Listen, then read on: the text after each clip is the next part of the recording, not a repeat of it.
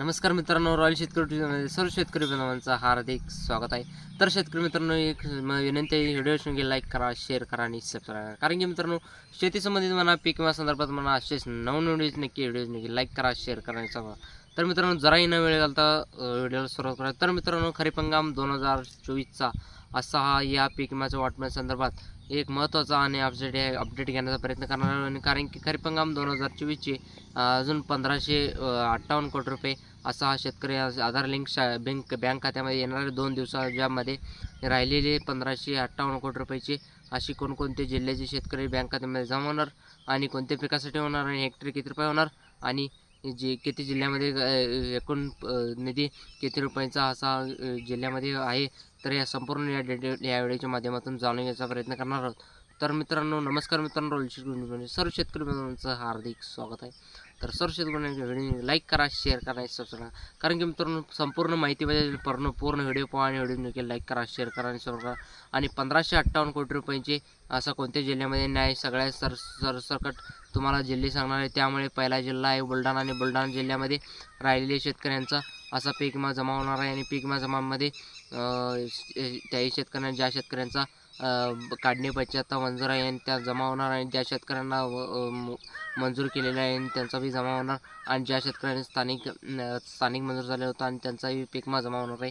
तर याचबरोबर मित्रांनो, अमरावती जिल्ह्यामध्ये हा राहिलेल्या पीक विमा शेतकरी बांधवांच्या खात्यामध्ये जमा होणार आहे. अकोला जिल्हा आहे, वाशिम आहे, यवतमाळ आहे आणि वर्धा, नागपूर, भंडारा आणि गडचिरोली, चंद्रपूर, गोंदिया, पुणे, सुंदरा, सांगली, कोल्हापूर, सातारा, नंदुरबार आणि याचबरोबर जळगाव आणि रत्नागिरी आणि सिंधुदुर्ग या जिल्ह्यामध्ये, लातूर या जिल्ह्यामध्ये, हिंगोली, छत्रपती संभाजीनगर, जालना, बीड आणि धाराशिव, परभणी आणि नांदेड या सर्व जिल्ह्यामध्ये अजून 1558 कोटी रुपयांचा असा हा पीक विमा 2 दिवसामध्ये शेतकऱ्यांच्या बँक खात्यामध्ये जमा होणार आहे. आणि ज्यापैकी जवळपास 278 कोटी रुपयाचा असा रक्कम सोलापूर जिल्ह्यामध्ये बँक खात्यामध्ये जमा होणार आहे. आणि याचबरोबर आपण जर पाहायला गेलं तर या दोन्ही आपत्ती मोठ्या प्रमाणामध्ये शेतकऱ्यांना झालेला आहे आणि स्थानिक नैसर्गिक पाहिलेला आहे.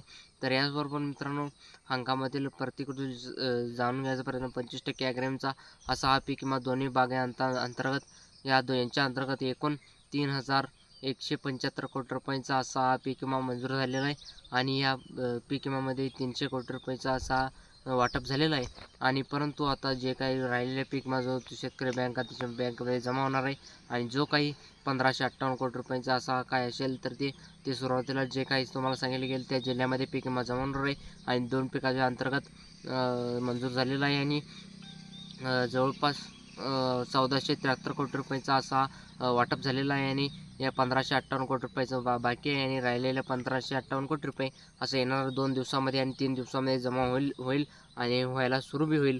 आणि हंगामाच्या प्रतिकूल सांगितलेलं आहे 708 कोटी रुपये अशी जे काही भरपाई मंजूर झालेला आहे. यांच्या आणखी 2 अंतर्गत नुकसान भरपाई शेतकऱ्यांना पीक विम्याचे आणि दुसरा हप्ता बी देण्यात आलेला आहे. आणि हे राहिलेल्या 2 नुकसान भरपाई असेल आणि काय पीक विमा नुकसान भरपाई असेल ते तुम्हाला कॅल्क्युलेशन सध्या सुरू आहे. आणि आपली काढणी पश्चात नुकसान आणि काढणी पश्चात नुकसान या कॅल्क्युलेशन सुरू आहे. आणि कॅल्क्युलेशनमध्ये तुम्हाला पैसा हा देण्यात येईल. आणि सोलापूर जिल्ह्यामध्ये 278 कोटी रुपयाचा आणि कोल्हापूरमध्ये 808 कोटी रुपये आणि 71 लाख रुपये शेतकरी रुपये, लातूर जिल्ह्यामध्ये 137 कोटी रुपये एवढी रक्कम आहे. आणि या सर्व जिल्ह्यामध्ये हा जो काही पीक मागणी होत असेल ते शेतकऱ्यांना येणाऱ्या 2 दिवसामध्ये शेतकऱ्यांच्या आधार लिंक बँक खात्यामध्ये जमा होणार आहे.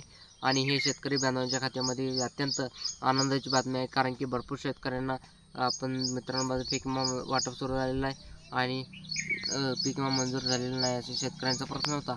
आणि त्या शेतकऱ्यांचं सांगू इच्छितो की एकंदरीत 3175 कोटी रुपयाचा असा पीक विमा मंजूर झालेला आहे. आणि ते जे काही हंगामी प्रसूतीसाठी केले होते आणि 1500 आसपास जवळपासचे जे काय रक्कम वाटप झालेलं आहे आणि ते वाटप काही राहिलेले आहेत. तर येणाऱ्या काही 2 दिवसामध्ये तुम्हाला हे पीक विमा अशी माहिती कृषी विभागाच्या माध्यमातून देण्यात आलेलं आहे. आणि जे काही 3175 कोटी रुपयाचं पीक विमा मंजूर झालेलं आहे.